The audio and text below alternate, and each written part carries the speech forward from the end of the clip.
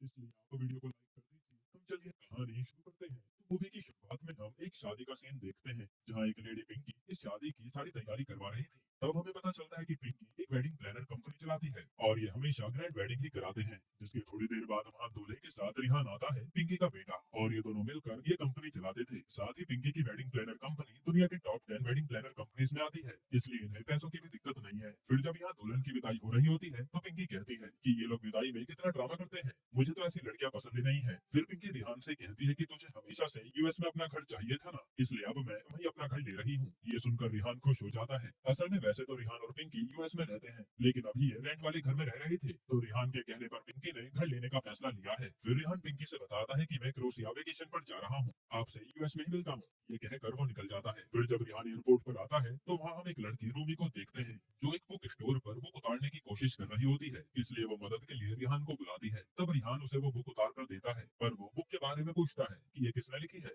जिस पर रूमी कहती है कि यही मेरी फ्रेंड ने लिखी है, बस एक अच्छी दोस्त होने के नाते इसे यहाँ नीचे रख रही हूँ ताकि लोगों की इस पर नजर जाए और वो खरीद ले। तब रिहान भी फ्लर्ट करते करते वो बुक खरीद लेता है, पर थोड़ी देर में उसे पता चलता है कि ये बुक तो असल में रूमी नहीं लिखी है, जिसका नाम है लव इन आगरा। फिर जब रिहान आगे बढ़ता है तो उसे रूमी फिर मिल जाती है, तो रिहान रूमी को टीज करने लगता है, जिससे रूमी तो इरिटेट हो जाती है क्योंकि रिहान बोलता बहुत था और रूमी चुप रहती थी। तभी रूमी पर उसके पापा का फोन आता है जो रूमी से कह रहे थे कि तू अपना फ्लैट लेने के बारे में क्यों सोच रही है, जिस पर रूमी कहती है कि आप मुझे हमेशा बच्चा बनाकर रखते हो। फिर रूमी के पापा पूछते हैं कि अच्छा ये बता वापस कब आएगी। रूमी कहती है कि मैं वेकेशन पर निकली हूँ, इसलिए आप मुझे परेशान मत करो, अब मैं कोई छोटी बच्ची नहीं हूँ। तब इनकी बातों से हमें पता चलता है कि अमर एक रिटायर्ड आर्मी ऑफिसर है जो अब आगरा में रहता है और उसकी दो बेटी है, एक जिया और छोटी बेटी है रूमी। वही अमर की बीवी कई साल पहले भगवान को प्यारी हो गई थी। इसके बाद जब रूमी अपनी फ्लैट में आकर बैठती है तो उसमें रिहान भी आता है और पता चलता है कि दोनों ही क्रोशिया जा रहे हैं घूमने के लिए, और किस्मत से रिहान की सीट भी रूमी के बगल ही थी। तब रिहान फिर से रूमी को परेशान करने लगता है और रूमी भी भड़क जाती है। वो सोचने लगती है कि एक बार फ्लाइट लैंड हो जाए, इसकी शक्ल दोबारा नहीं देखूंगी। फिर रिहान रूमी के सामने ही उसकी बुक पढ़ने लगता है और कहता है कि ये तो कितनी बोरिंग बुक है,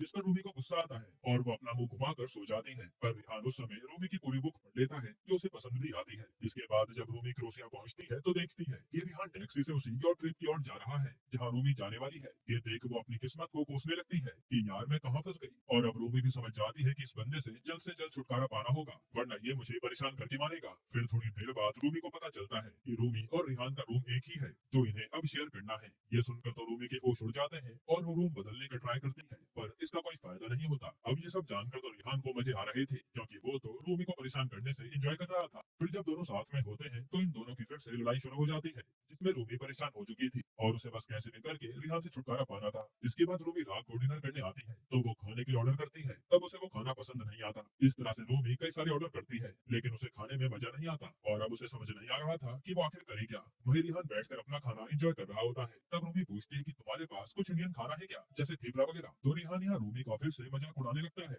जिससे रूमी भड़क कर भूखे पेट ही सोने चली जाती है। फिर थोड़ी देर के बाद रिहान रूमी के पास यॉट पर आता है और उसे कहता है कि यहाँ क्यों सो रही हो, चलो रूम में सो जाओ। पर रूमी को खुले आसमान में रहना था तो रिहान ने उससे यही बात करने लगता है। फिर वो रूमी को थेपला देता है और बताता है कि मैंने यहाँ की शेफ को पटाकर तुम्हारे लिए बनवाया है, जो खाकर रूमी तो बहुत खुश होती है और उसे रिहान की ये बात काफी पसंद आई थी। फिर अगले दिन रिहान रूमी को देखता है जो एक जगह रो रही थी और वो पूछता है कि बताओ हुआ क्या। रूमी बताती है कि जो मेरी बुक थी ना, उसकी कई सारे लोगों ने नेगेटिव रिव्यू दिए हैं और कुछ लोगों ने तो मुझे ट्रोल भी किया है। तब रिहान रूमी को हंसाने के लिए उसी की बुक का मजाक उड़ा देता है, जिससे रूमी तो उठकर जाने लगती है। तब रिहान कहता है कि बताओ ऐसा क्या करूं जिससे तुम खुश हो जाओ। रूमी कहती है कि तुम मेरी बुक पढ़ लो, मैं खुश हो जाऊंगी। लेकिन रिहान कहता है कि इतनी बोरिंग बुक मैं कैसे पढ़ूंगा। ये सुनकर तो रूमी गुस्से में जाने लगती है और कहती है कि मेरे पीछे मत आना। फिर जब रूमी एक पार्टी में आकर एंजॉय कर रही होती है तभी रिहान उसके पास आता है और कहता है कि तू मुझे अच्छी लगने लगी है। फिर वो बताता है कि तेरी वो बुक तो मैंने फ्लाइट में ही पढ़ ली थी और वो मुझे काफी अच्छी लगी। रूमी पूछती है कि उसका मजाक क्यों बना रहे थे, तो रिहान कहता है कि तुम्हें चिढ़ाने में मजा आता है। यहाँ ऐसी बातों बातों में दोनों किस करने लगते हैं। फिर वो यॉट में आकर आज इंटीमेट भी हो जाते हैं। फिर अगली सुबह जब रिहान रूमी के पास आता है तो कहता है कि अपना कनेक्शन बढ़ गया है। इस पर रूमी कहती है कि पता नहीं, पर मुझे आज के जमाने वाला प्यार पसंद नहीं है, मुझे तो 90s वाला प्यार पसंद है,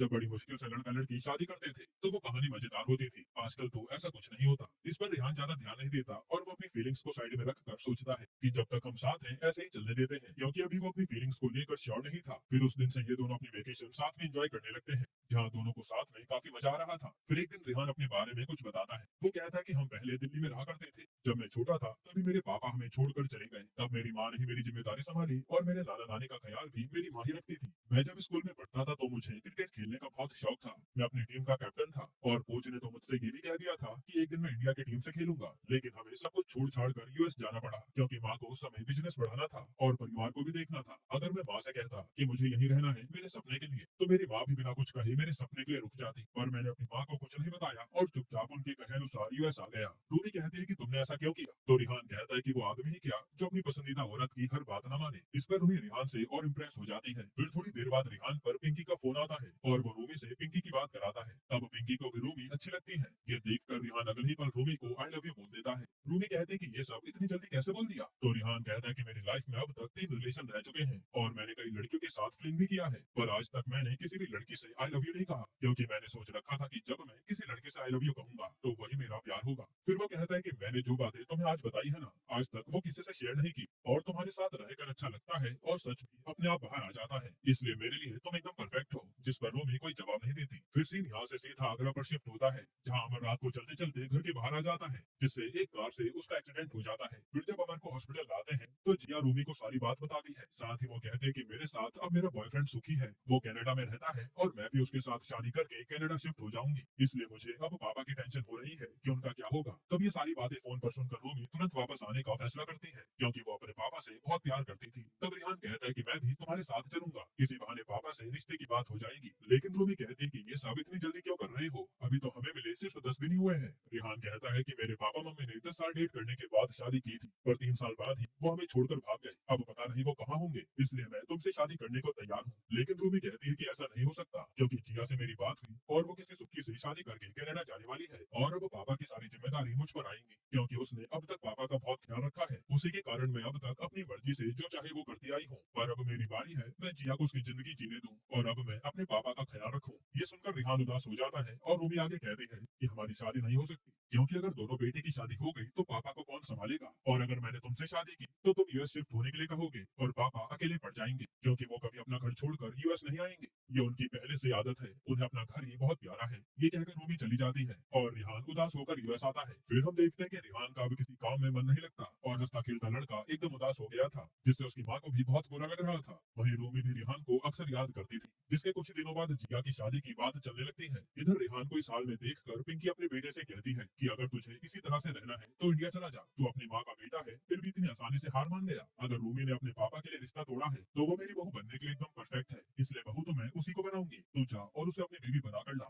ये सुनकर रिहान खुश हो जाता है। इधर आज सुखी के घर वाले अमर से मिलने आए थे, तब अमर सबको ताजमहल घुमाने लाता है। तभी रूमी को वहाँ रिहान नजर आता है, इसलिए वो उसके गले लगकर रोने लगती है। फिर वो खुद को संभालते हुए कहती है कि मूव ऑन करना बहुत मुश्किल हो गया है और तुम मेरे सामने आ गए, अब तो मेरी जान ही निकल जाएगी। रिहान कहता है कि मैं उन लड़कों में से नहीं हूँ कि आसानी से हार मान जाऊं, अब तो हम एक होकर रहेंगे चाहे कुछ भी हो जाए। लेकिन रूमी बताती है कि मेरे पापा रिटायर्ड ऑफिसर हैं और अपने देश से बहुत प्यार करते हैं, इसलिए वो इस जगह को छोड़कर कभी नहीं जाएंगे, जिससे तुम्हारी हार होनी पक्की है। रिहान कहता है कि ये भी देख लेंगे। फिर हम अगले दिन का सीन देखते हैं जहाँ आज सुखी और जिया की शादी के लिए वेडिंग प्लानर को बुलाया गया था। तभी वहाँ रिहान आता है और उसे देखकर रोमी के होश उड़ जाते हैं। फिर हमें पता चलता है कि रिहान ने वो वेडिंग प्लानर कंपनी खरीद ली है ताकि वो किसी तरह से अमर को इम्प्रेस कर सके। इसके बाद रिहान रोजाना अमर से मिलकर शादी की प्लानिंग करने लगता है और ये दोनों अच्छे दोस्त बन जाते हैं। वहीं एक दिन रूमी के घर उसके पड़ोसी आते हैं और पड़ोस के लड़के को देखकर हमें साफ समझ आ रहा था कि ये लड़का रूमी को पसंद करता है, पर रूमी उसे जरा भी घास नहीं डालती। फिर एक दिन अमर का पड़ोसी दोस्त जो पंडित था वो सुखी और जिया की कुंडली देखकर बताता है कि इनकी शादी तो 5 दिनों के अंदर हो जानी चाहिए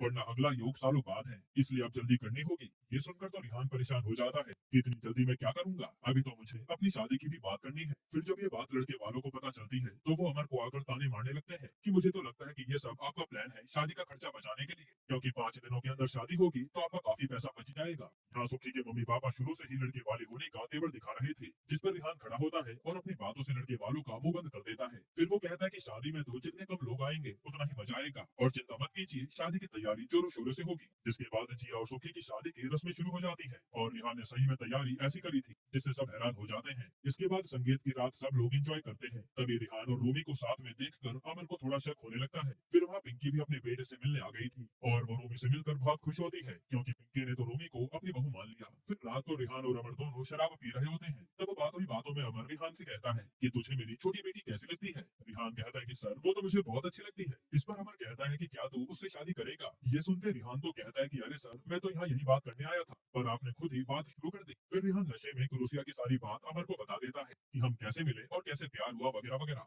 ये सुनकर अमर रूमी के पास आता है और कहता है कि मुझे सच पता चल गया है। इस पर रूमी तो रिहान पर गुस्सा हो जाती है कि तूने पापा को हमारे प्यार के बारे में क्यों बताया। तब रिहान अमर से कहता है कि रूमी मुझसे प्यार करती है, लेकिन आपकी वजह से ये इस जगह को छोड़कर जाना नहीं चाहती, क्योंकि आप यूएस कभी नहीं जाएंगे, इसलिए इसने मुझसे दूरी बना ली। ये सुनकर अमर को दुख होता है। तभी वहाँ पिंकी भी दारू के नशे में आती है और अमर से कहती है कि आपकी बेटी हमें पसंद है, आप अगर अपनी बेटी से प्यार करते हैं तो हमारे साथ यूएस चलो, और अगर आप नहीं जाना चाहते तो मेरे पास एक और प्लान है, आप ऐसा करो मर जाओ, आपकी बेटी अपने आप हमारे साथ आ जाएगी। ये सुनकर तो रूमी को गुस्सा आ जाता है और वो पिंकी पर भड़क जाती है कि मेरे पापा के बारे में ये सब आप क्या बोल रही हैं। अब यहाँ रिहान को बीच में आना पड़ता है और वो रूमी से कहता है कि मेरी माँ से बोलने की तमीज सीख लो पहले, गुस्से में तुमने कुछ ज्यादा ही बोल दिया। मैं भले ही तुमसे प्यार करता हूँ, पर अपनी माँ की बेइज्जती मैं बर्दाश्त नहीं करूंगा। इस पर रूमी के पापा उसे मनाने लगते हैं, लेकिन रिहान कहता है कि हमारे बीच अब कुछ नहीं हो सकता। ये कहकर वो जाने लगता है। तभी अमर अचानक से चक्कर खाकर गिर जाता है और सब उसे हॉस्पिटल लेकर जाते हैं। अब अंदर अमर के टेस्ट हो रहे थे और बाहर सब उदास बैठे थे। तभी रिहान से उसकी माँ कहती है कि यार मैंने नशे में कुछ ज्यादा ही बोल दिया। फिर वो रूमी के पास आकर माफी मांगती है कि बेटा मुझे माफ कर दे, मैं कुछ ज्यादा बोल गई। इस पर रूमी भी अपनी गलती की माफी मांगती है। फिर वहाँ डॉक्टर आकर बताते हैं कि अमर ने अपनी बीवी की दवाई नहीं खाई थी,